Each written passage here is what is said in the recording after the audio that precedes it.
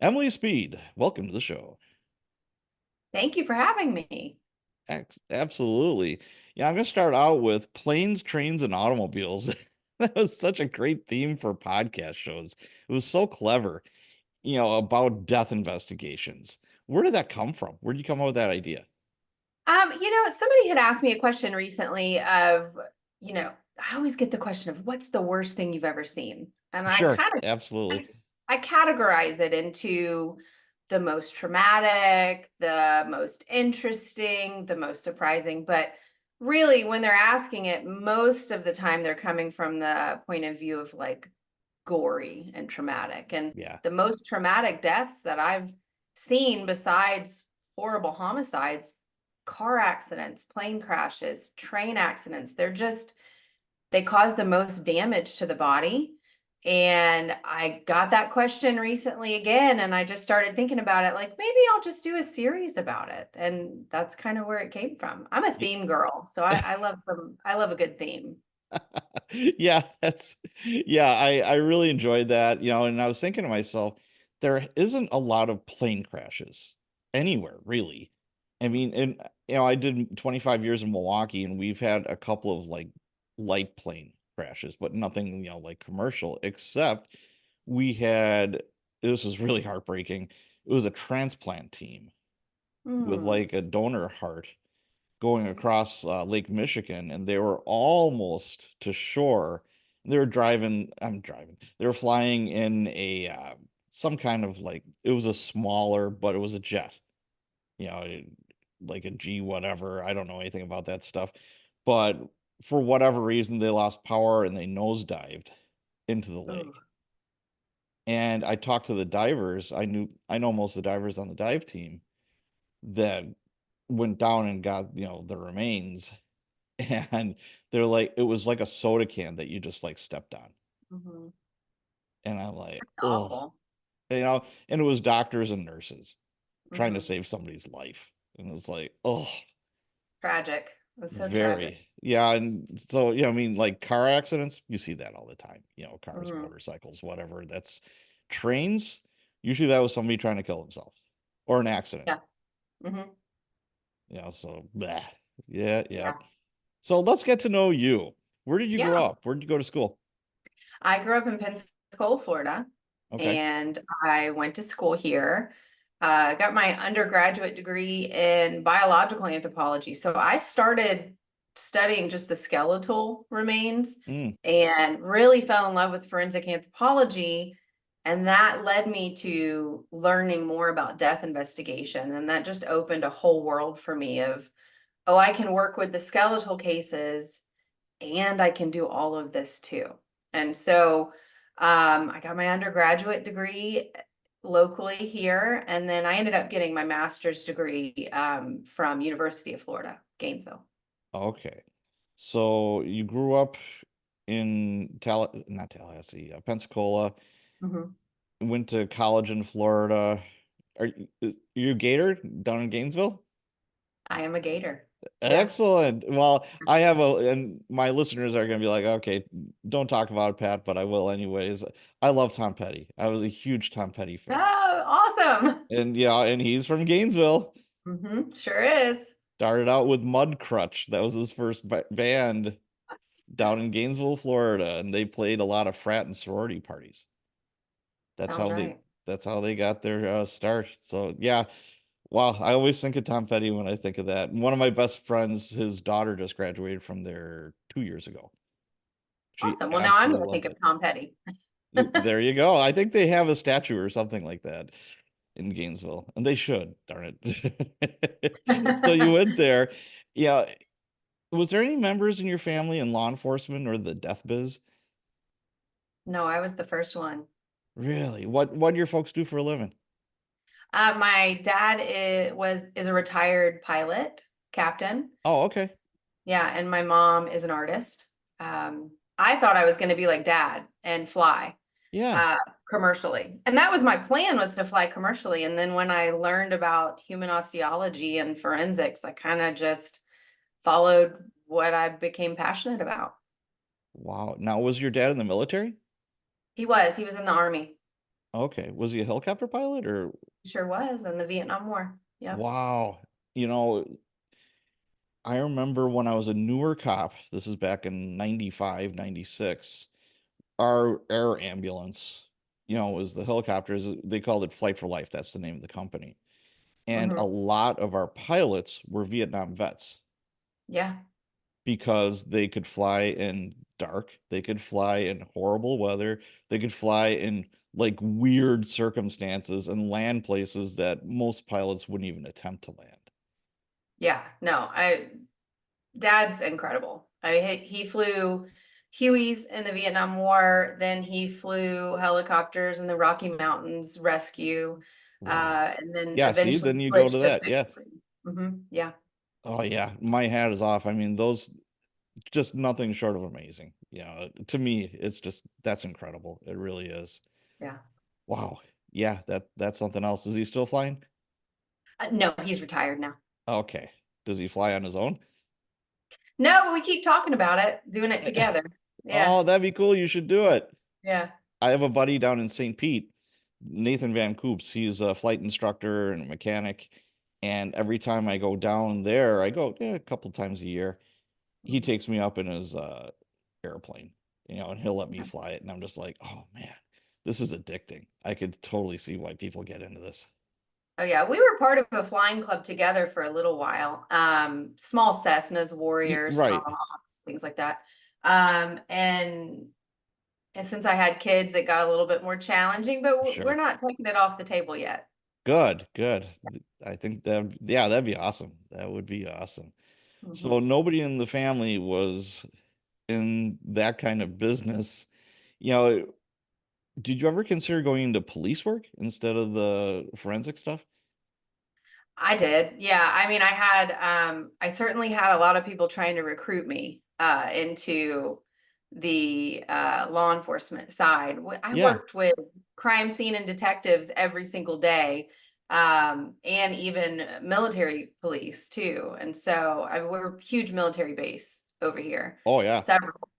Well, Pensacola, we have the Pensacola Navy base, and then in my district, it covered 4 counties. So we ended up having Eglin Air Force Base, Whiting Field, Hurlburt Field, and then the Pensacola Navy base. So huge military district here is where I was. Mm. Um, Definitely considered it numerous times, Yeah. but I really liked what I was doing at the time, so I didn't find the need to jump and convert. Oh, okay. So you go to college, you get your 4-year degree. Then where did you go after that? What'd you do? So, my last year of college, I became an intern at the local medical examiner's office where I worked. Oh, how That cool is was, that? Okay. yeah, and it didn't really fall in. I was an anthropology student, so most of them were criminal justice interns. So I was kind of in a small category, but I fell in love with the work when I was an intern, and so after internship, I did move away for a little bit, and then as soon as the office had an opening, the staff reached out to me and was like, "Hey, do you want to come work with us?" And I moved back and started working at the medical examiner's office, and I stayed there for almost 14 years. So you're a death investigator in the Hmm. ME's office. You're going out in the field, to, when somebody's dead, obviously.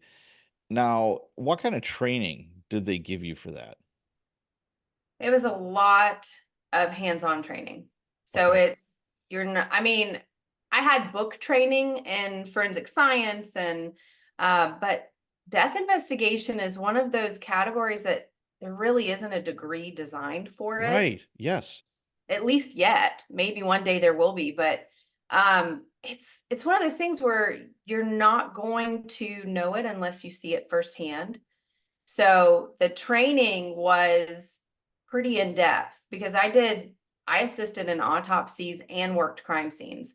So Mm. I was learning how to do the autopsy procedure, and work crime scenes at the same time, looking at injury patterns and wounds and learning all of the postmortem changes. So a lot of it was a lot of hands-on training, but I actually did go to the office of the medical examiner in New York City and Oh, learned, I did a training program up there. I did training at the body farm. So I've definitely done a lot of work at other agencies and trainings that were offered. now if you were in New York, did you rub shoulders with Barbara Butcher? I sure did. I Oh, did. how cool is that? I love Yeah. Barbara.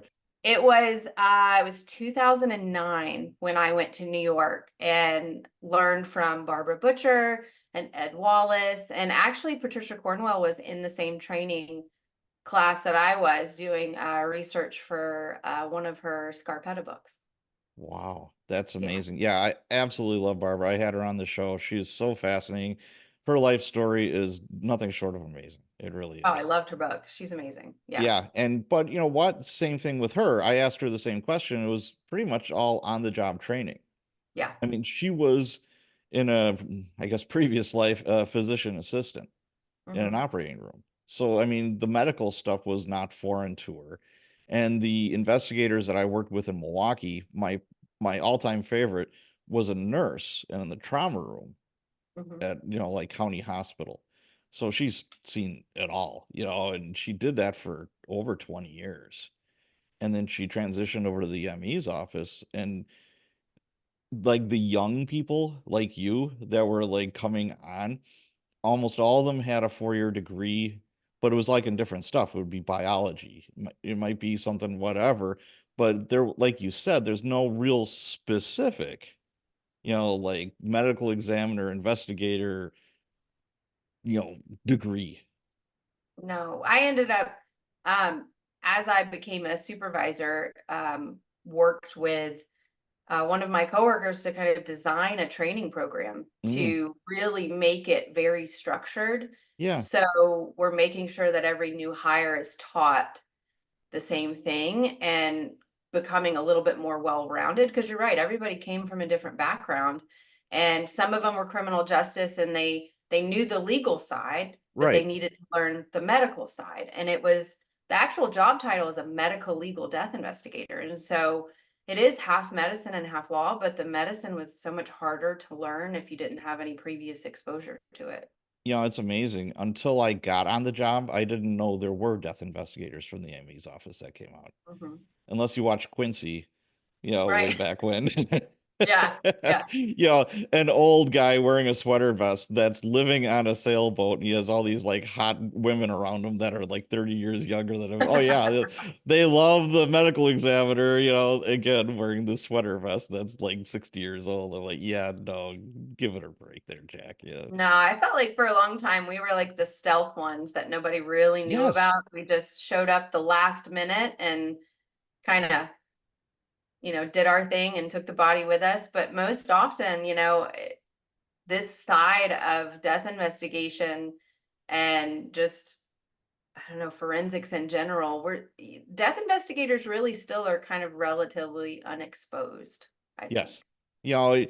There isn't too many TV shows or movies, Mhm. about you showing up to a scene, and doing your thing. And it again, until I became a cop, I had no idea. And I grew up in Chicago as a little kid. I've seen all kinds of stuff, and I was just like, who is this person coming in? And they'd have like, they'd be wearing a windbreaker and say medical examiner on the back of the windbreaker. And I'm like, oh, okay. And they'd have something on a lanyard. I'm like, sure, come on in the homicide scene. Why not? They'd Yeah. have a big bag that they'd be toting. And it was like, again, my favorite, her name was, she she always had a cigarette in her mouth when she'd respond to a scene. There'd be a coffee and a cigarette. You're like, what do you got, Pat? And I'm like, well, this is what we've got tonight. And she's like, holy shit. All right, let's go.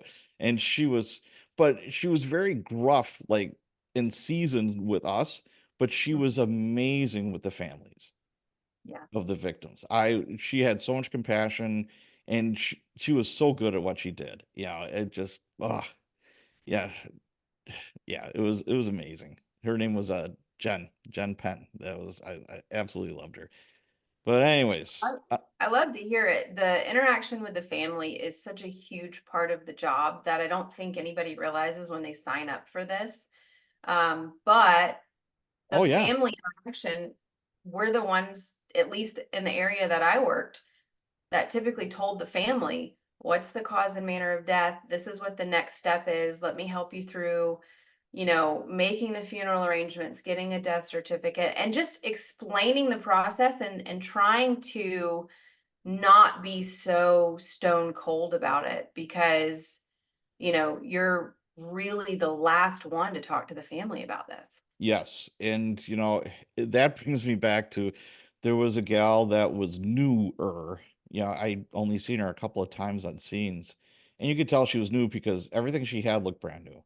Mhm. Her clothes were brand new, her shoes were, like, super clean and shiny, and I'm just like, "Okay, well, whatever." And she was kinda like, "Come see, come saw," and I responded to a scene where this guy was day drinking with his buddies.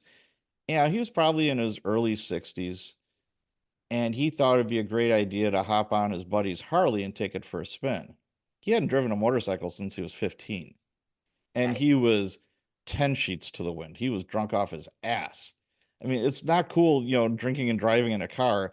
It's double not cool on a motorcycle. I've been riding since I was 16, and it's hard Mhm. enough when you're sober, for God's Yeah. sakes. I mean, that's just dumb. But Yeah. he just revved it, and witnesses said that, I had the crash reconstruction unit come out, but everybody was saying he was probably going about 60, 70 miles an hour down a city street, and his face hit a stop sign. Whew. He hit like a curb in his face, and it peeled off like part of his face. And we're like, oh, then as time goes by, his wife and kids, they're adult kids, and his wife is, she's probably in her late to mid 60s, somewhere in that ballpark. And they're at the gas station like across the street, and they're all freaking out. Is that Fred? Is that Fred? Or whatever his name was. And I'm like, well, we're gonna have to do this sooner or later. So Yeah. she took a picture with her camera, the investigator. They're digital, and Yeah. we're trying to put his face like kind of back together, just to, Yeah. just out of respect. And it was just gruesome. It was just horrible. And she goes over, and the bereaved mother and the kids, everyone's crying. It's like, and she doesn't introduce herself. She doesn't say anything. She just puts the camera in front of this mom's face, her wife's face. Is that your husband? And she's like, "Mom." I'm like, well, judging by that reaction, Oh I my think gosh, that's a no. yes. I'm like, you Whew. couldn't have done it worse. And she's like, all right, thanks, bye. And she walks away. And I'm like, are you effing kidding me? And I'm just standing there, and they're all looking at me like I'm the bad guy. And I'm like, that was horrible. But Well, because a lot of times they think this is your coworker. right. They work at your agency. Yeah. Correct. And then again, going back to Gen Penn, you know, I went to a dead baby call where, and I don't, I'll ask you about this too. And it's like you have scenes where this person isn't under arrest when they should be. And, Right. you're like, you are just human garbage. Here's a story. You got mom and boyfriend smoking dope, drinking vodka to the point where they have sex and then they pass out. Well, they put the baby that's like 6 months old in a car seat in the bedroom on top of a bunch of blankets on a car seat. It's like all wobbly. Then the car seat goes face down and the baby smothers. And I'm thinking to myself, you belong in prison forever. Yeah. You're just a piece of garbage. How could Mhm. you do that? But she was so good. She was so compassionate. She brought like the baby, the doll, Oh, the the reenactment doll. Yeah. yeah. And she's asking all these different questions, blah, blah, blah. And the whole time I'm thinking, it's like, I just want to punch both of them so hard. It's just Yeah. my blood's boiling. And she's just as cool as a cucumber. She's doing her thing. It's not her job to, Yeah. arrest people. And I know that our DA will not issue on those ever. Right. And I'm just like, oh God. It's Oh, tough. I've, you know, where I worked, we always had to have the next of kin sign an authorization form to release to a funeral home. And by the statutes in Florida that we follow, unless the next of kin is arrested in relation to the death, they are the authorizing person to release. And I mm, had one case where it at the time was a suspected homicide. It ended up being a homicide. But Yeah. at the time it was a suspected homicide. But he had not been arrested yet, her husband. And I sat in the conference room across the table from him with my authorization form for him to sign, knowing I knew Yeah.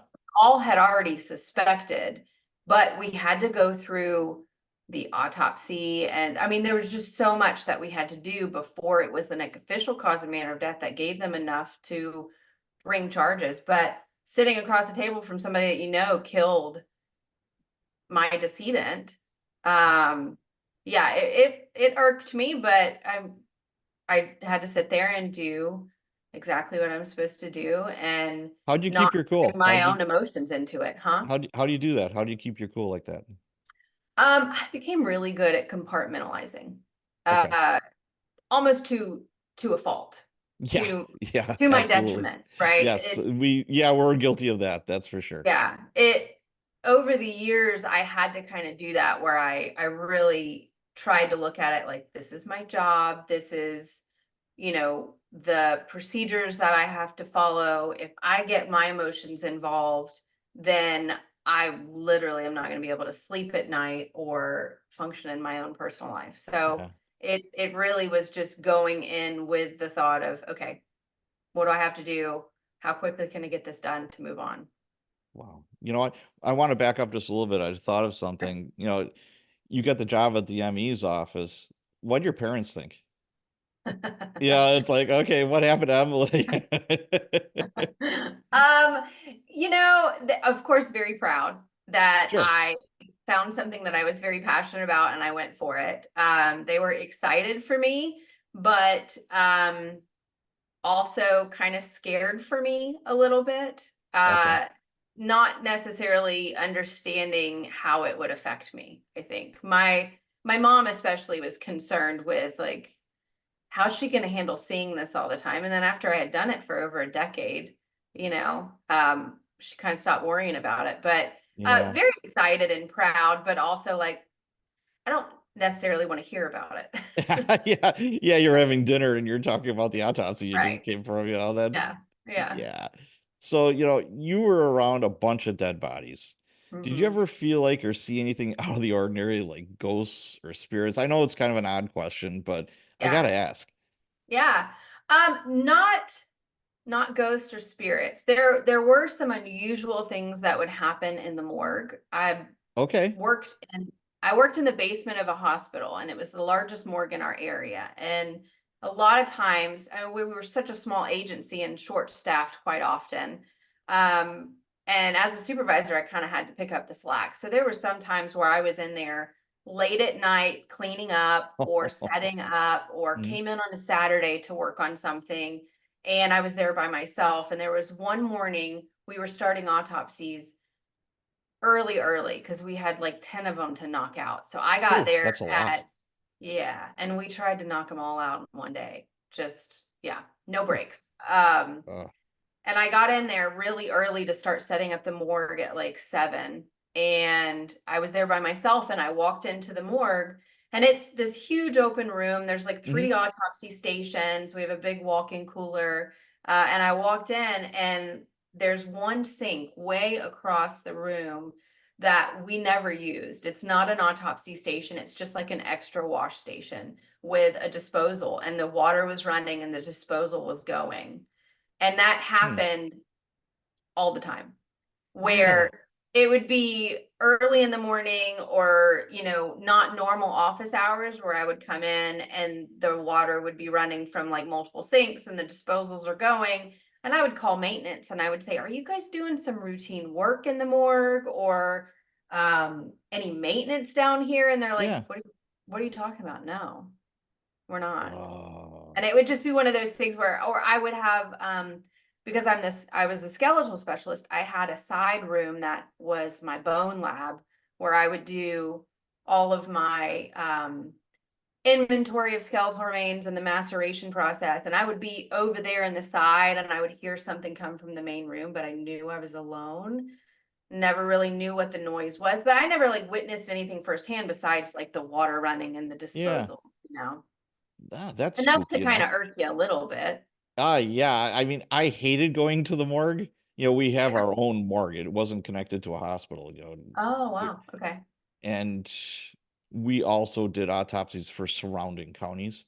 Hmm. It wasn't just us, but Milwaukee, we'd have about 250 homicides a year. And that's not, like suicides. That's not, like Sure. suspicious deaths. That's not, so yeah, they got their hands full. And like I Yeah. said before, it's also, it's adjacent counties too that don't have, the facilities. Hmm. And every time I'd have to walk in there, I'd be like, oh God, something about it. I mean, hats off to anybody that could do it. That's not my cup of tea. I mean, I could do it, but it was not my favorite place. See, and the morgue for me was a different feeling. Okay. It kind of became a home Oh, because okay.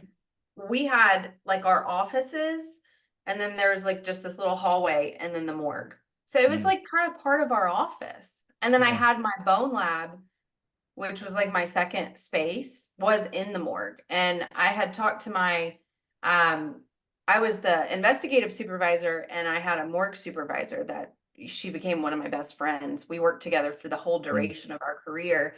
And we were just talking about this, like the morgue holds so many personal memories for us that like for a long time it was kind of like our second home because that's Oh, where we okay. spent so much time. So I didn't hate going in there. Sometimes I hated the work that I did, but like the space in general felt like it was comfortable because I was used to it. Yeah. I mean, I responded to it was heartbreaking. Some kids were skipping school, like high school, and he was having some kind of trouble with his car. They were like doing stupid stuff with these jacked up cars. And he opens the door and he's like trying to hang out the door and like fix something that was flopping, and he fell out and he got run over by his own car. Oh, that's And terrible. yeah, like it squished his head. It just the way it worked, it was just gross. It was just Mhm. nasty. And it's like this poor kid, he's just skipping school. He didn't deserve to die for that. It's like No. this just a freak accident. And I had to go down to the morgue to drop something off, and he was on a gurney just like in a hallway. They're so backed up. It's like he didn't even get in the cooler yet. Yeah. And it just hit me. I'm just like, this is wrong. This Yeah. kid did not deserve this shit. It's like I've been around hundreds and hundreds of people that were in the middle of some criminal act and victimizing other people and got killed. And Yeah. it's like, you know what? It's still they deserve, you know, our attention. They deserve a proper investigation. Their families especially deserve closure, etc. But it's Oh, yeah. different when it's just an innocent weird thing. And everybody kind of always focuses on the homicides. That's Right. what gets the most attention. That's what Absolutely.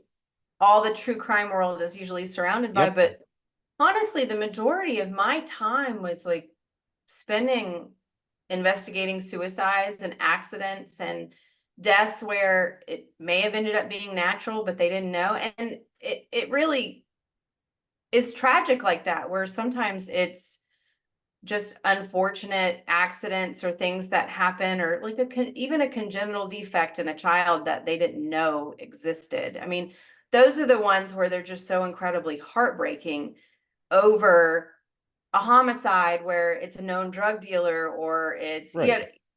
domestic violence is awful, but domestic violence cases where it's repeat offenders, it's happened over and Yeah. over and over again between the two. And And it keeps you know ramping up. exactly. And Yeah. and those aren't the ones that really stick out in my mind. It's the ones that are just like that, what you're talking about, where they, sticking their head out of the car and Yeah, just just something goofy. You're just like, skipping how did school one day. Yeah. yeah, it doesn't make sense. But I have been to some homicides where, like I said before, where there was like innocent victims, Oh, for and sure. and I could still see their faces. It just oh Constantly. Yeah. yes, No, that does absolutely. not go away. Just talking to No. you right now, it's like my brain is getting flooded with that, and I'm just like, I do. Yeah, there's definitely some that just popped in my head as soon as you yeah, said it. isn't that Yeah. oh, it's crazy. It's Yeah. crazy. Yeah. So um let's get into the meat and potatoes here a bit. Okay. Can you explain what you did at the scene of a dead body and when it was required that you responded? Okay, yeah. So, as a death investigator, at the medical examiner's office that I worked at, our whole duty was determining cause and manner of death. And so we had guidelines for what kinds of cases we respond to. And I think every medical examiner's office or coroner's office handles it a little bit differently, depending on their staff and their statutes. And like some medical examiners have more pathologists than investigators, and some have Mm, several investigators and just one pathologist. So it varies. But for me, it was we always responded to any traumatic death. That was number one. Anything traumatic, unusual, suspicious, any death of a child, those were kind of in a nutshell. The ones that were the gray area were the natural deaths or the overdoses that maybe we didn't know initially if it was an overdose. And those you kind of determine as you have the phone call and you're getting the information from who's the notifying personnel.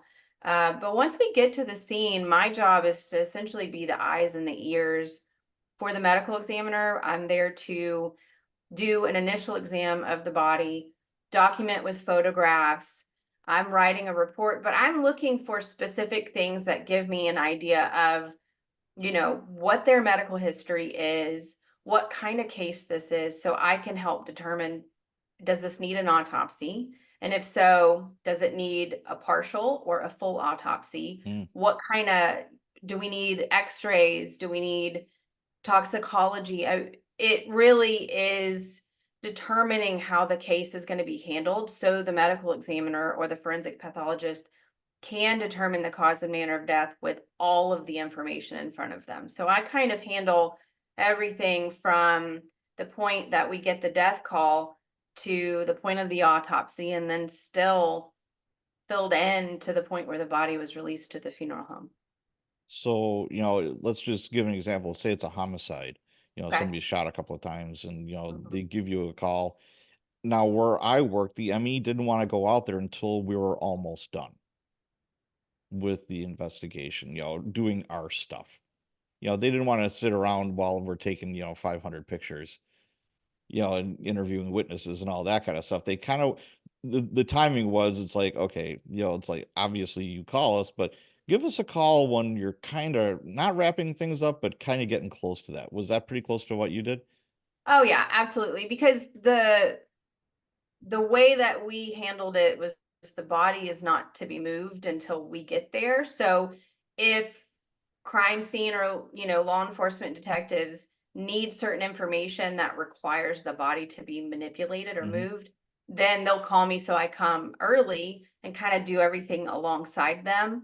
But for the most part, it really is like once they get kind of towards the end and they're ready for the body, then they make sure that they call me so I can be there. But things like processing the scene, especially if they're doing video, or the digital scanner now, the Faro scanner that takes a long time to Mm. really get a good image of the space. And then I've been to scenes where they actually needed a search warrant, and then I got there and it's like, oh, we need a search warrant. It's going to be 12 hours. you know, it's it is a timing thing to make sure that when I do get there, they're ready for the body to actually be moved. Yeah, I think a lot of people, and you see it in the, movies and TV or whatever, where, the detective is like moving the body around and stuff. And one more thing for me to yell at the TV screen, I'm like, no, you can't touch that body unless, there's an exigent circumstance of some kind. It's like, absolutely not. We're not going to go digging through their pockets. We're not going Right. to, that's not going to happen. I was a rookie cop and we got sent to what first came in as a homicide. And it was a student who got kicked out of school. His grades were terrible. He was a bad drinker. And his girlfriend found him in the morning with a bullet in his head, a hole in his head. And he had been dead for a little while. And everyone was convinced it's like, she killed him. She killed him. Even the firefighters are like, yeah, she killed him. And it's like, all right, Emmy gets there. They roll the body over, and there's the gun. Yeah. It just slipped underneath him, and we didn't see it. Because before, it's like, well, he didn't shoot himself and then get rid of the gun. Right. Yeah, so that's why everybody's like, yeah, this is definitely a homicide. It was there was even like a little bit of burn, so it was close quarters. It's Sure. like, okay, this is a homicide, and then all of a sudden it's like, okay, maybe this isn't a homicide. Now we're gonna switch gears and go to suicide. Right. So yeah, you never know what direction that's gonna go. And to reiterate, you're in charge of the body. That's your property, more or less. Hmm. We're in charge of the investigation. You're in charge of the body, but you also do your own investigation too. Right. Our agency was considered or is independent of law enforcement, but you have to work together. And I worked most closely with crime scene. And so the scene belongs to the crime scene and the body belongs to me. And you really can't have one without the other. So it is kind of a merging of the agencies, but from just a completely different set of eyes and perspective. Right. Now, where did you work? I worked at the District 1 Medical Examiner's Office in Florida. Okay. And how big of an area does that cover? Like, how big was your area? It covered about 4 counties. Oh, So okay. it was a pretty good span. I think from one end of the county to the other is about 2.5 hours of a Oh, stretch. okay. Yeah. All right. Now, how many people were like you, the investigators that would go out to scenes? How many did you have? It varied over the years. It used to be a Sure. very small number, and then as our caseload increased, the number got a little bit bigger. But investigator wise, there really not a ton of us. There was maybe 6 to 8 Okay. at max capacity, probably 8, but most often we were working with a skeleton crew. So No pun intended. no pun intended, about 4 to 6, maybe a little pun intended. Maybe a little bit. Yeah. So, so I'm guessing you had like normal work hours and then you took turns being on call. Yes. Yeah. So what was like your normal work hours? Normal work hours were 8 to 4, and Okay. then somebody was on call from 4 to 8 Okay. throughout the Now, evening. at this point in your life, were you married? Did you have kids? Was there a significant other that had dealt with this as well?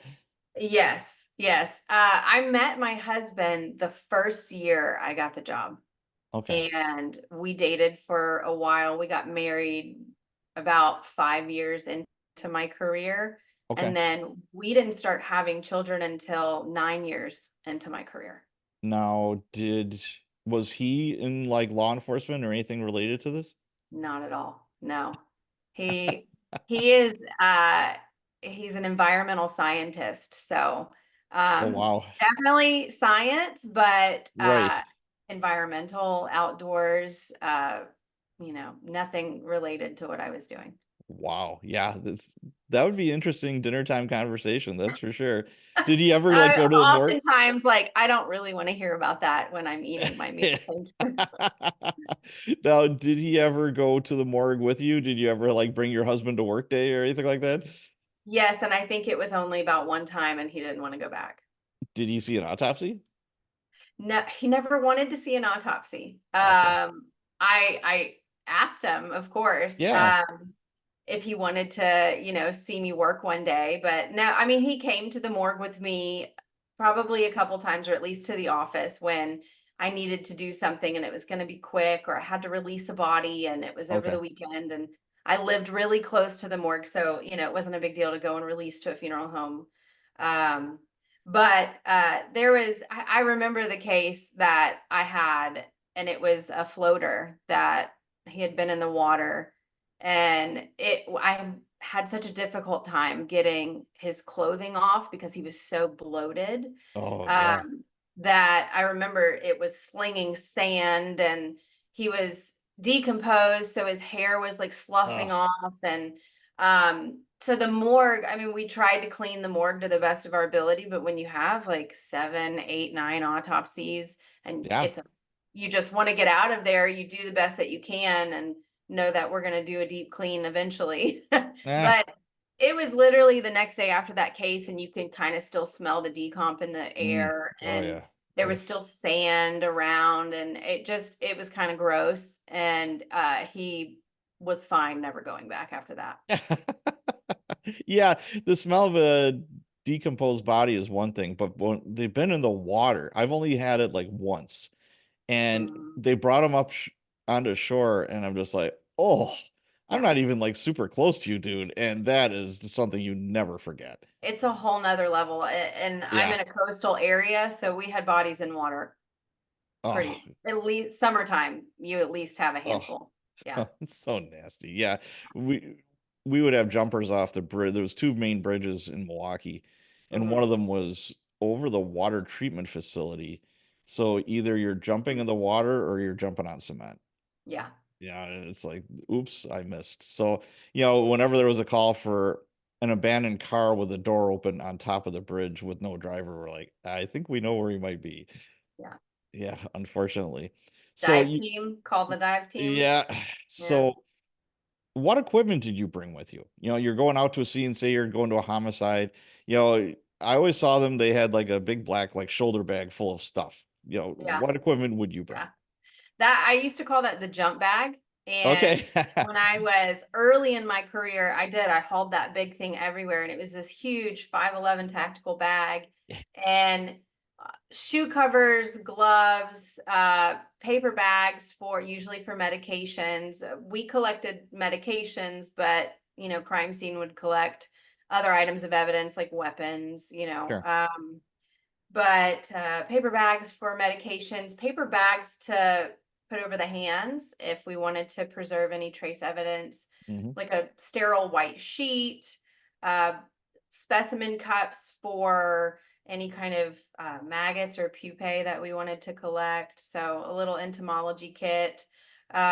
It really thermometers, we would have a rectal thermometer, but I would also have a meat thermometer. We used to take body core you by the look on your face, you don't know what I'm talking about. No, Uh, no. See, I've seen the rectal thing. It's like, hey, yeah, we're kind of trying to figure out how long this guy's been here.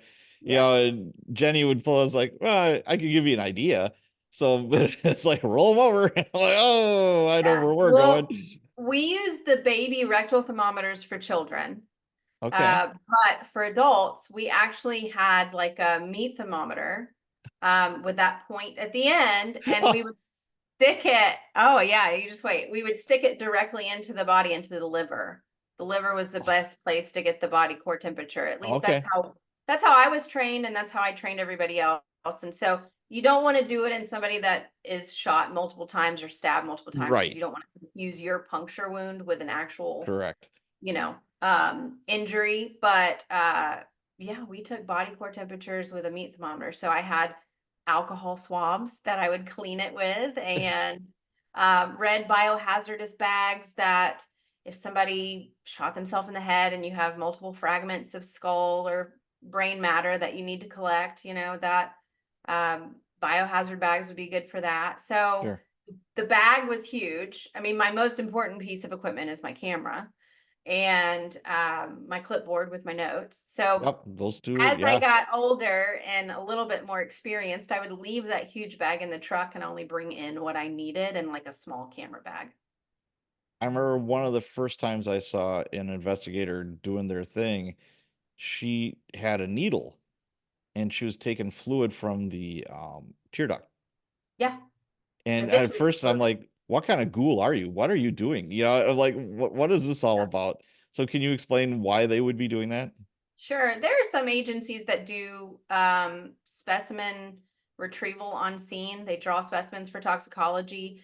Our office didn't do that. Our office waited until the body got to the morgue to do Mm, any of that kind of work.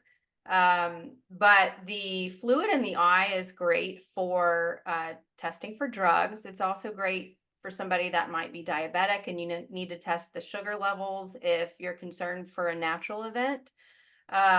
So the fluid in the eye is great for just toxicology testing in general, do you but take we would, blood? I mean, obviously oh it's yeah, not circulating, but oh what's the best yeah. way to get blood from somebody like that? If you're not cutting the body open, Yeah. we would draw blood from the subclavian vein. If you're cutting the body open and you're doing an autopsy, we would get the blood from one of the main arteries. Okay.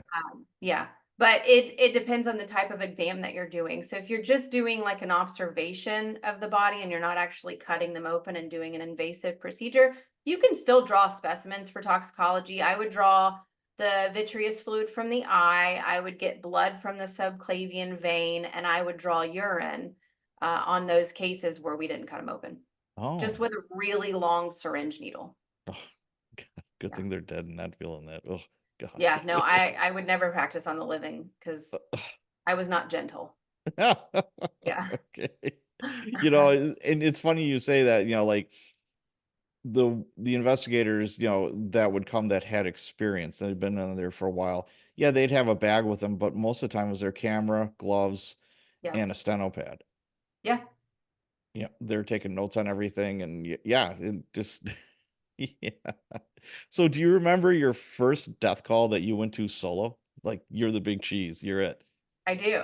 I do. Okay, tell us about it. I was in training and I was supposed to be accompanied by my supervisor. But I had gone to several scenes with her, or this particular investigator that was training me. And there was one call that we got, and it was late at night, and it was a carbon monoxide death, and it was an elderly woman. Aw, And I had never been to a carbon monoxide death before, but they already knew ahead of time when they reported it that it was carbon monoxide based on the readings that the fire department took in the house, and sure. when they got the call. But that was the first one I went to by myself. I remember because I was so nervous. I can only imagine what was going through your head. I hope I don't forget something. Yeah. Yeah, I hope I don't forget something. And am I shaking right now? Yeah, I could totally see that, but everything turned out okay. Oh, everything was fine. Yeah. And she later said, like, I knew you would be fine. I just think it was time for you to kind of go on your own. Yeah. Yeah, I mean, I remember the first time going off in a squad car by myself. Whew, You're just yeah. like, "Okay, this is real." Yeah, it's Mhm. like it's just so different, and then all of a Yeah. sudden you're just like, "All right, this is it. I'm the boss man I'm Yeah. the captain of my domain here," it's Just me. I hope I remember everything. yeah. Yeah. Absolutely. Now, if you go to a scene with multiple fatalities, Hmm. is there a method as far as, like, which body you're gonna go to first, or you try to do it all at once, or what does that look like? I usually would focus on one body at a time to make sure that I don't get anything crossed. Mm, So if we had multiple fatalities, depending on the kind of case it was, I would say, everybody would get their own case number, okay. at least from our agency. And so I would start with the one that didn't take as much time.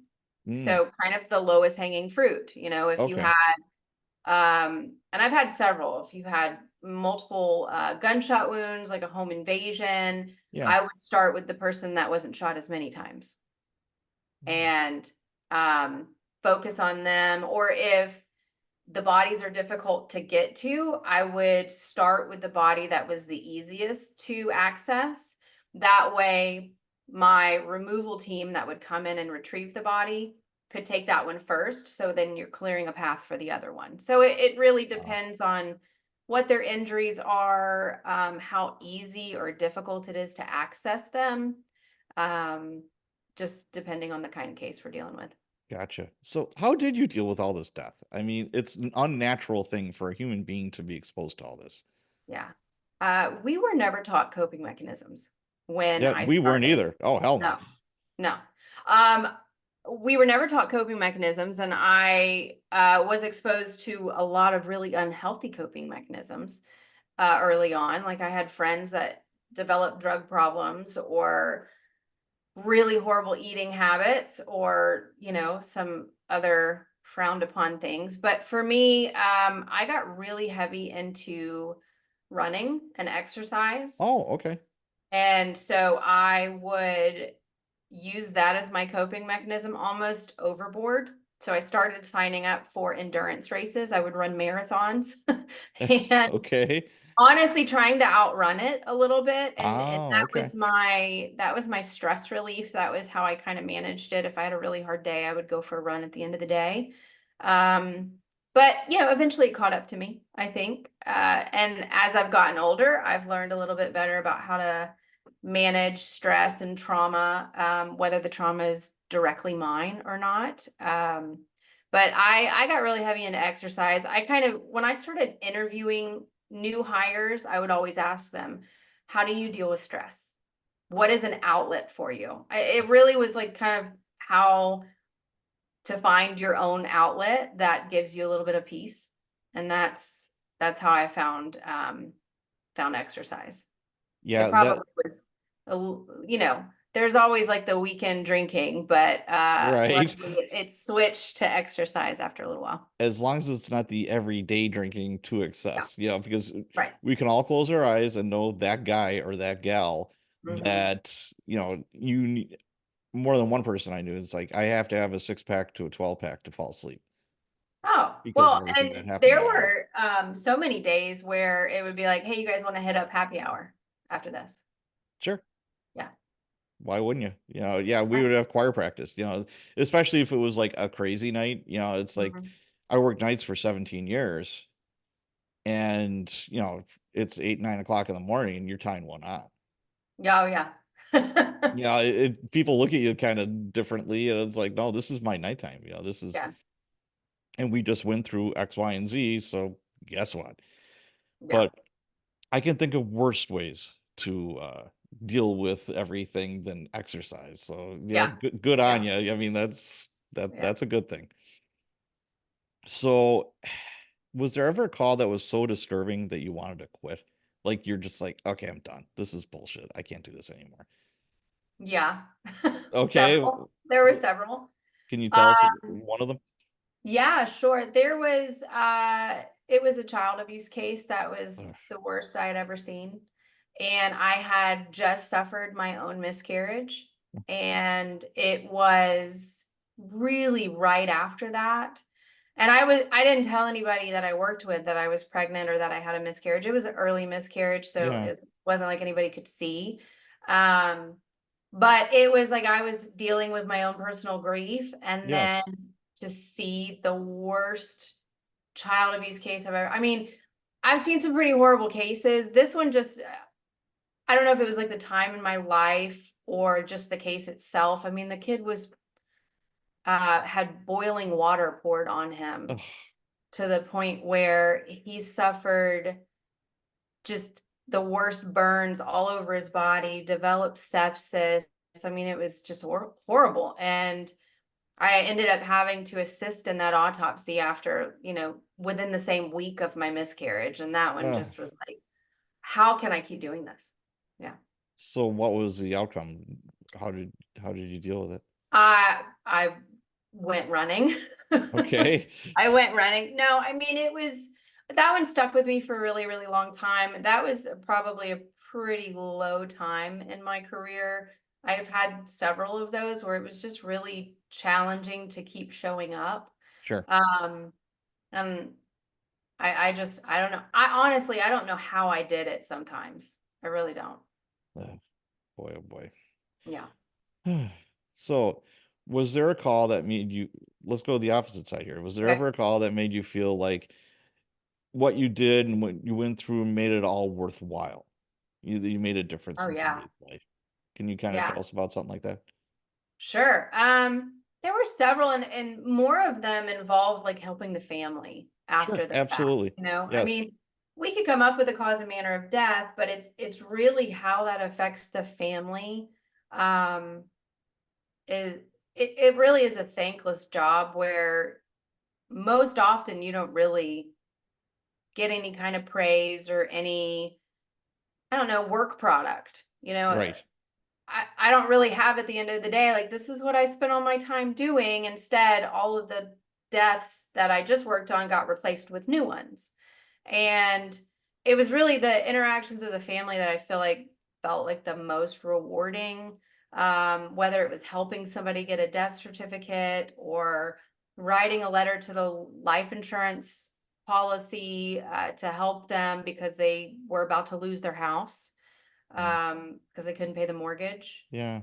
The I had one case where it was a suicide, and the family reached out to me about a year later and said, I think he might have been a different person. Like he may have had a different identity. They found out information about his life after the fact that he really had an entirely different life, a different name.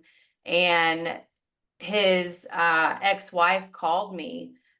His son was very, very young. And so she called on behalf of the son, like, how do we figure out who he really was?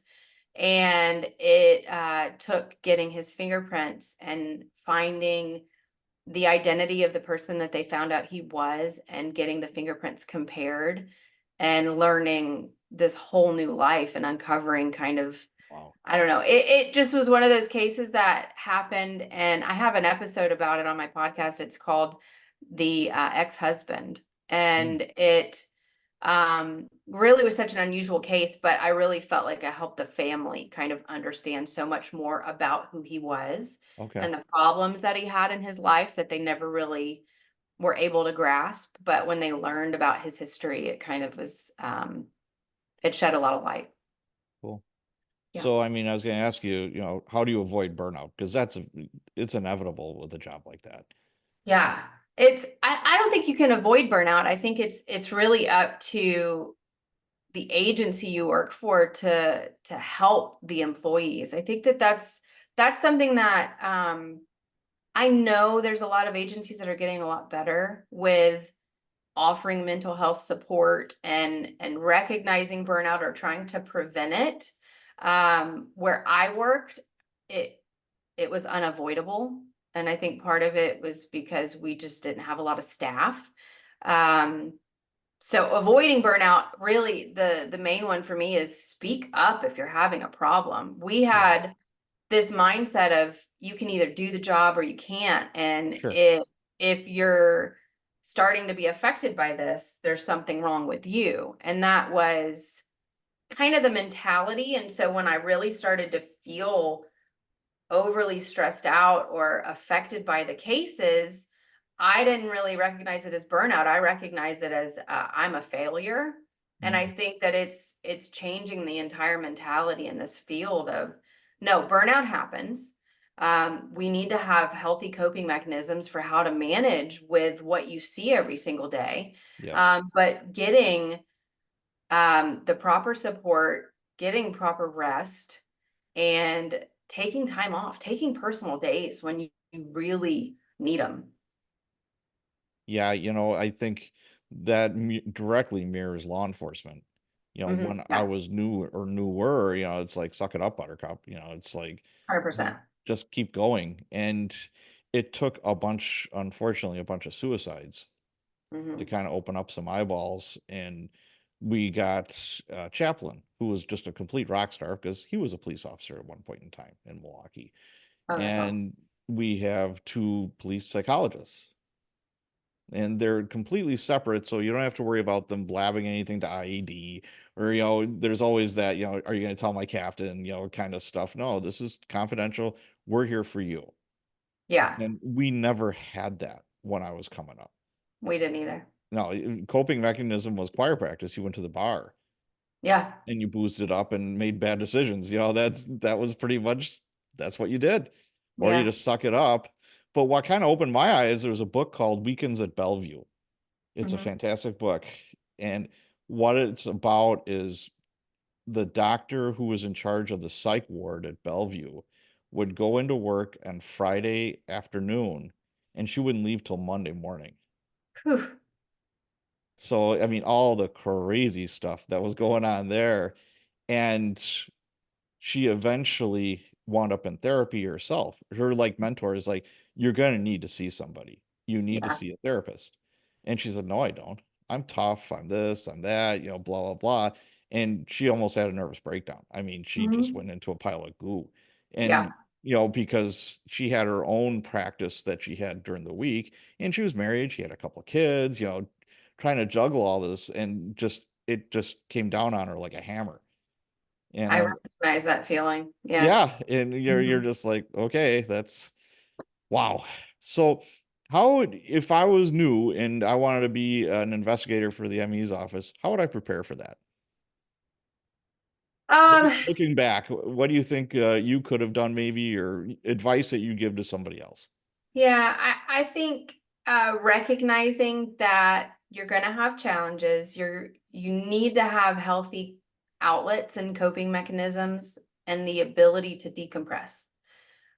It's and it's almost having really great communication with your supervisors to feel like you can say, hey, this was a really hard day. I need a personal day. I think it's all about communication and coping mechanisms, but recognizing that what you're seeing is not normal. Right. That it's and that was one thing that we were kind of taught as, oh, well, this is what we see every day. This is our normal day. Like, no, it's not normal for a human being to see this many traumatic events Right. in Not that kind their of life. volume. Yeah, No. absolutely.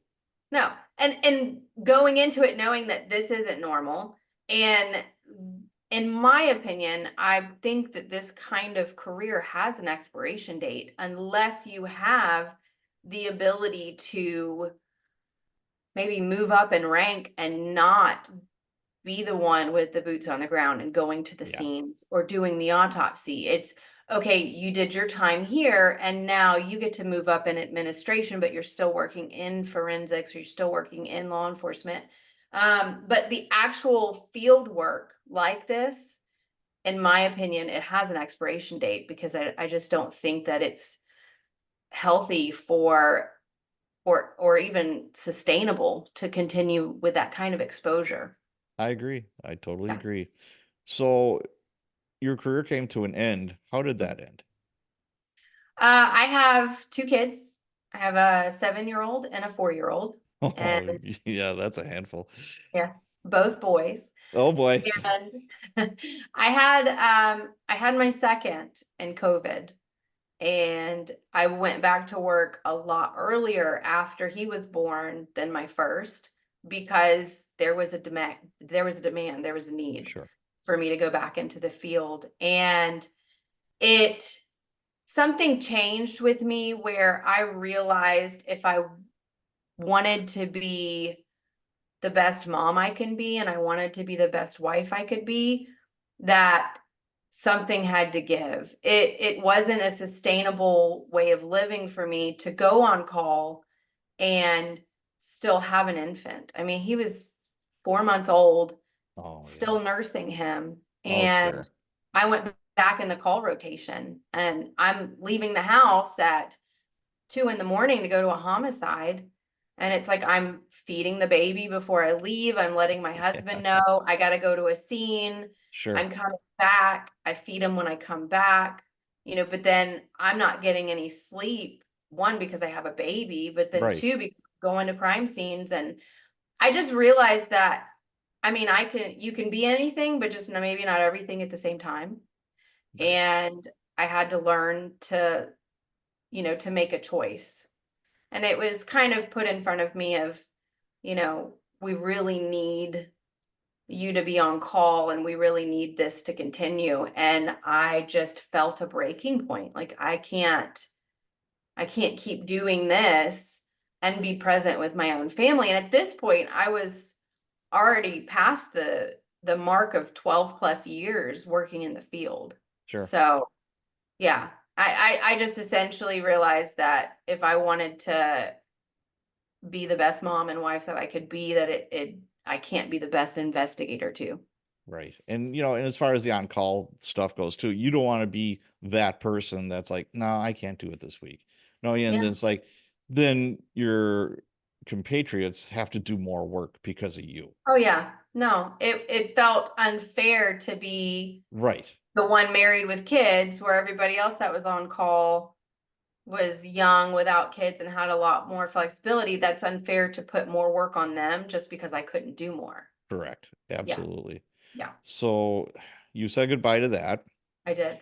And one of the things that you started was the Death Calls podcast. Can I you did. explain what this is to our listeners?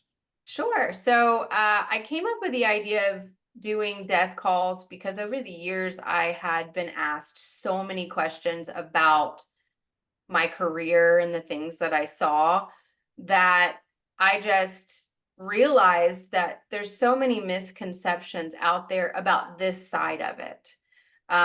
From the perspective of the last responder instead of the first responder. And it gave me I don't know, kind of a way to document my experiences Okay. and answer some of the most common questions. And then I do get to have some interviews with people that I worked with and revisit some really fun times that I had.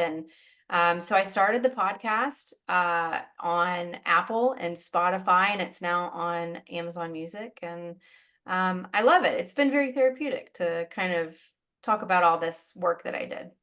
Outstanding. Well, I have a couple of Facebook questions from the Cops and Writers Facebook group. Let's Okay, dig into those real quick. sure. All right, Cindy Bartolotta. Curious about the conditions of a body that surfaced after drowning and being submerged in the North Atlantic from a shipwreck. Haven't determined how long he was underwater. Then Mm. I asked for a time frame. How long was it? And it says I don't have a time length. He was missing yet. He took over a fishing boat, smuggling pickup, yada yada. So I would say a month or so out Ooh, of Rockport, Maine, in the summer. okay. Okay, so bodies in water are depends on salt water, fresh water, cold water, warm water. Yeah, So the conditions are very variable. But essentially, in the very beginning, when someone is in the water, they submerge because their lungs are filled with fluid, which replaces the air. And then the decomposition process starts and they start filling with gases. And then after a couple of days, they float back to the top. Which, in my experience, the water that I'm around, they would usually pop up along the shoreline or, something like that. But depending on the body of water and the marine life, sometimes critters would get them. sure. And if we're in the Atlantic, depending on how they died too, do they have injuries or um, open wounds, or is there something weighting them down? I mean, I would imagine cold water or hot water, you're still going to have the body break down and decompose. Yeah, it's Um, it's it's the ocean, so it'd be salt water. right. And when it's cold water, though, it almost might preserve the individual a little bit more, where it Mm, changes how the decomposition process. You have to remember, I'm in the South, and so all of the water cases that I saw were the same. They bloated, they decomposed, the salt water. I mean, we just talked about the smell. I mean, I know that smell ugh. anywhere. The in the north with the cold water, I think that it could be a little bit more preserved, but not a fresh body where you're gonna like, Right. you know, Something that's a month old, a body that's been under for a month. That's a good oh, amount of time. that's a good amount of time. Yeah. I don't know, depending on if marine life got to him, I'm not sure how they would present. I mean, it's Yeah. one of those things where you might want to ask somebody that has experience with water deaths up north. Okay. Annika Melinda Kalulu asks, how do you handle this job mentally and emotionally? I think we went over that. Yeah. What motivated you to become a death investigator? I think we did that. And what are some of the ups and downs of the job? Ooh, that's a good question. Yeah, Um, Ups of the job is uh every day is different. I like being challenged. I like putting together puzzles, and it was very stimulating for my brain. Um, and really, though, the highest up I would say about the job is the people that I got to work with. That was my favorite part of the job. I've met some of my best friends through this field sure. because you guys are sharing a common bond of what you're seeing and experiencing. Um, so I would say the up would be the people, the things that I learned, and the challenges. The Downs, we talked about the Downs. Sure. Yeah. Yeah. Absolutely. The Downs, there's some really hard days. Yeah. Absolutely. All right.